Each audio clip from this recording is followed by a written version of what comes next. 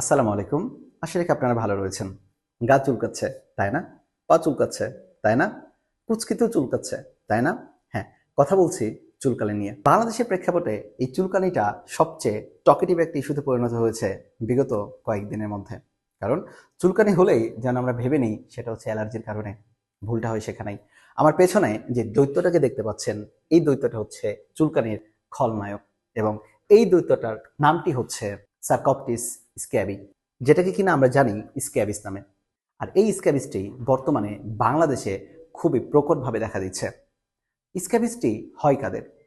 যারা মূলত বিভিন্ন বিশ্ববিদ্যালয় হলে বসবাস করে, যারা মাদ্রাসাতে পড়াশোনা করে, অথবা অনেক লোক একই সাথে গণজামায়াত করে বসবাস করে, সে সকল ক্ষেত্রেই এই স্ক্যাবিসটা বেশি ছড়ায়।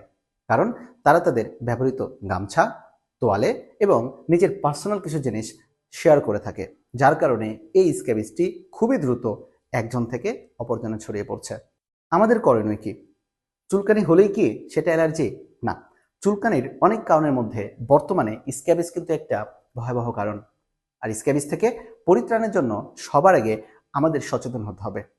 নিজের পার্সোনাল হাইজিন মেনটেন করতে হবে। কিভাবে মেনটেন করব? নিজের গামছা, তোয়ালে এবং ব্যবহৃত পোশাক আশাক পরিষ্কার পরিচ্ছন্ন রাখতে হবে। গরম পানি দিয়ে ধুয়ে নিতে হবে এবং এটি যাতে আমরা অন্য কারোর সাথে শেয়ার না করি। আর হ্যাঁ, অবশ্যই স্ক্যাবিসের এই লক্ষণগুলো যদি আপনার মধ্যে দেখা যায়, খুবই দ্রুত আপনি চিকিৎসকের শরণাপন্ন হবেন এবং সেই ক্ষেত্রে চিকিৎসক প্রপার ট্রিটমেন্টের মাধ্যমে আপনাকে এই স্ক্যাবিস থেকে পরিত্রাণের পথ দেখাবেন।